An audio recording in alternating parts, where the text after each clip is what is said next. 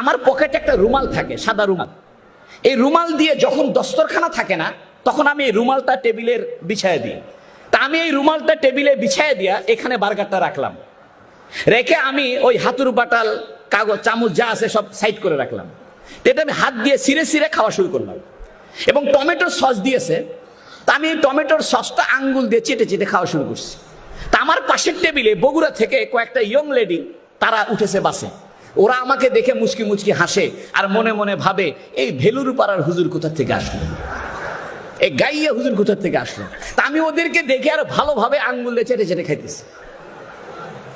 এরপরে এক পর্যায়ে আমি যখন তারা হাসাহাসি করতেছে আমাকে দেখে, আমি ওই মেয়েদের সামনে গেলাম, যাই বললাম, excuse me madam, I talk to about English, you know English.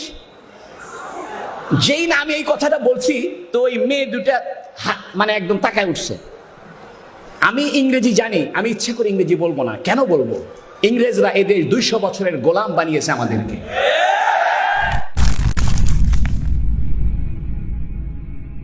আমি মেয়ে দুটাকে বললাম এক্সকিউজ মি। তো যখন আমি বলছি আর কিছু বলতেছে না, তাই আমি বললাম, ম্যাডাম মনে কিছু করবেন না, আমি একজনের প্রেমে পড়েছি, তাই আমার এই অবস্থা।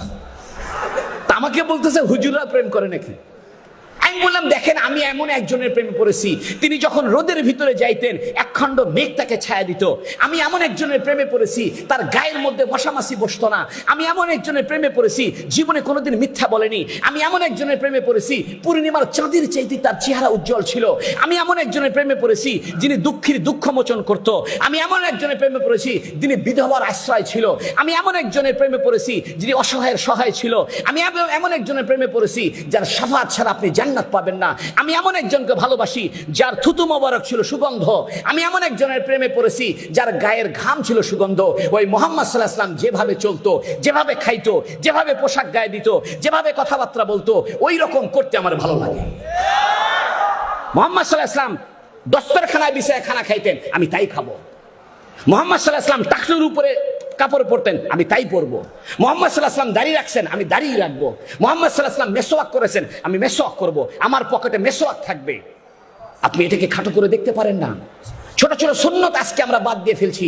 হুজুর সাল্লাল্লাহু আলাইহি ওয়াসাল্লামের আদর্শকে আমাদের জীবনের থেকে দূরে সরিয়ে ফেলছি। আপনি ব্রাশ করেন, সমস্যা নাই, পেস্ট ব্যবহার করেন, এটা চিকিৎসা হিসেবে করেন, কিন্তু একটা গাছের ডাল হুজুর সাল্লাল্লাহু আলাইহি ওয়াসাল্লামের সুন্নত হিসেবে রাখেন।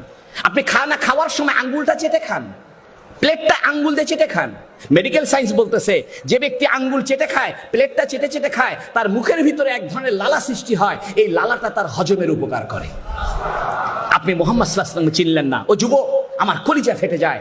তুমি কিডসকে চিনলা, বাইরনকে চিনলা, হুমায়ুন আহমেদকে চিনলা, আইয়ুব বাচ্চুকে চিনলা, গোটা দুনিয়ার সমস্ত তোমার সেলিব্রিটিদের চিনলা। পৃথিবীর সবচেয়ে সেলিব্রিটি, পৃথিবীর একমাত্র সেলিব্রিটি মুহাম্মদুর রাসূলুল্লাহ সাল্লাল্লাহু আলাইহি ওয়াসাল্লাম। আমি তোমাদেরকে উদাত্ত আহ্বান জানাবো, মুহাম্মদ সাল্লাল্লাহু আলাইহি ওয়াসাল্লামের সুন্নতকে আঁকড়ে ধরো। আমি আপনাদেরকে 2টা দাওয়াত দেওয়ার জন্য আসছি। 1 নম্বর দাওয়াত, কোরআনকে ধরেন।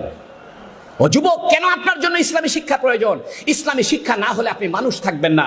ইসলামী শিক্ষা না হলে আপনি মানবতা বোধ জানবেন না। ইসলামী শিক্ষা না থাকলে আপনি মনুষ্যত্ব শিখবেন না। ইসলামী শিক্ষা না থাকলে আপনার পরিবার ব্যবস্থা ঠিক থাকবে না। ইসলামী শিক্ষা না থাকলে আপনার সন্তান অমানুষ হবে। ইসলামী শিক্ষা না থাকলে বোনের সঙ্গে আপনার সম্পর্ক ছিন্ন হবে। ইসলাম থাকলে আপনি বোনকে সম্পত্তির ভাগ দিবেন।